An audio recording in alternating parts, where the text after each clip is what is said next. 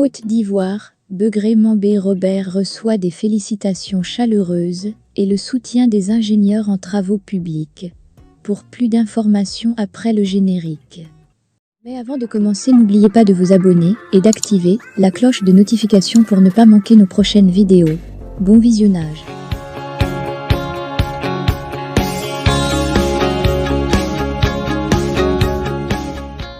La nomination du 16 octobre 2023 du nouveau Premier ministre, Begré-Mambé Robert, a été accueillie avec une vague de félicitations et de soutien de la part des citoyens ivoiriens, en particulier des ingénieurs des travaux publics. Le lundi 23 octobre 2023, un groupe d'ingénieurs de renom, parmi lesquels les ministres Amédée Kouassi, Laurent Tiagba, Dimba Pierre, Isaac de Nyon-Conté Désiré et Yapo Calixte, s'est rendu au domicile du Premier ministre pour lui présenter leurs félicitations et leur soutien. Le ministre Azoumana Mouteye, président de l'Union nationale des personnels des travaux publics, UNPR, a également pris part à cette visite. L'objectif de cette rencontre était non seulement de féliciter le Premier ministre pour sa nomination, mais aussi d'exprimer leur reconnaissance envers le président de la République, Alassane Ouattara, pour avoir choisi l'un des leurs pour ce rôle de premier plan. Monsieur Begré-Mambé Robert, visiblement ému par les paroles chaleureuses de ses collègues de l'ancienne École nationale supérieure des travaux publics, ENSTP, a exprimé sa joie de les retrouver.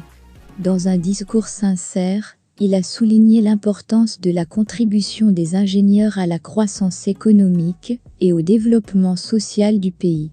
Je compte sur vous pour la réussite de la mission qui m'a été confiée par le président Alassane Ouattara, a déclaré le Premier ministre. Un soutien unanime. Le ministre Azoumana Mouteye, président de Union pour la République, UNPR, a exprimé sa satisfaction de voir l'un de leurs pairs occuper une fonction aussi prestigieuse. Il a également manifesté sa disponibilité à soutenir le Premier ministre dans ses responsabilités, soulignant ainsi l'unité au sein de la communauté des ingénieurs. L'ancien ministre en charge de l'entrepreneuriat national, de l'artisanat et des petites et moyennes entreprises, PME, a tenu à remercier le président de la République, son Excellence Alassane Ouattara, ainsi que son épouse, pour la confiance accordée au Premier ministre Begré-Mambé Robert. La rencontre s'est déroulée dans une atmosphère détendue, reflétant l'optimisme et la solidarité au sein de la communauté des ingénieurs et du nouveau gouvernement.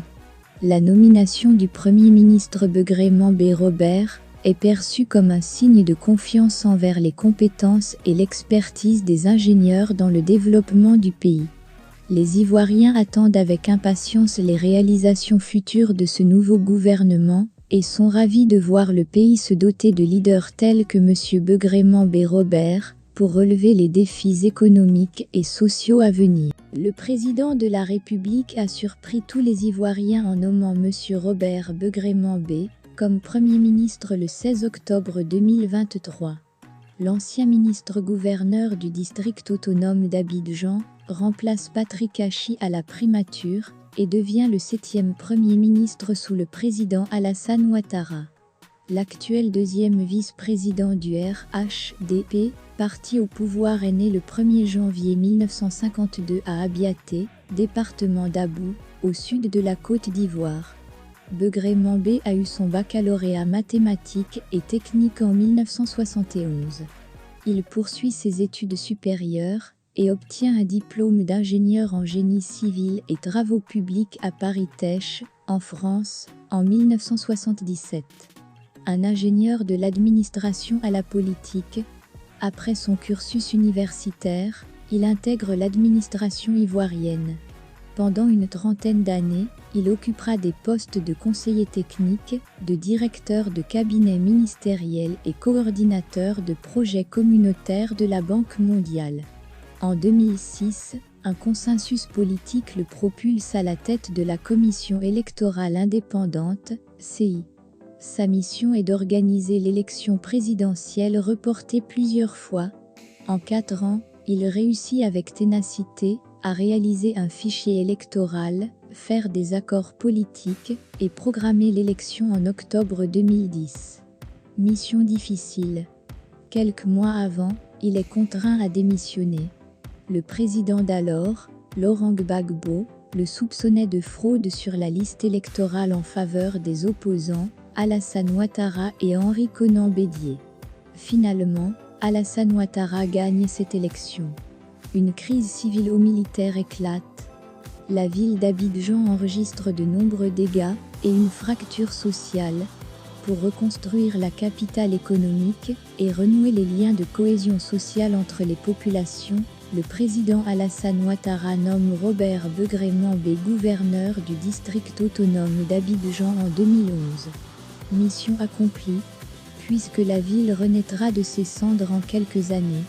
En 2016, lorsque des retards sont constatés dans l'organisation des 8e Jeux de la francophonie en Côte d'Ivoire, le président nomme Mambé ministre chargé de l'organisation de cette compétition sportive internationale.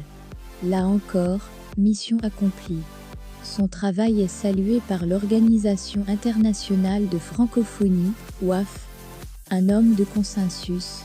3 ans plus tard, il est élevé au rang de ministre-gouverneur du district autonome d'Abidjan, le 13 mai 2020. Au regard de ce qui précède sur la trajectoire de ce technocrate, par ailleurs pasteur-prédicateur protestant, Begré-Mambé est un homme des situations difficiles. Depuis 2020, si l'action gouvernementale avance bien sur les infrastructures économiques, ce n'est pas le cas au niveau des actions sociales et sportives. La Coupe d'Afrique des Nations se jouera en terre ivoirienne dans 3 mois. Malheureusement, tous les stades ne sont toujours pas prêts. La vie est de plus en plus chère.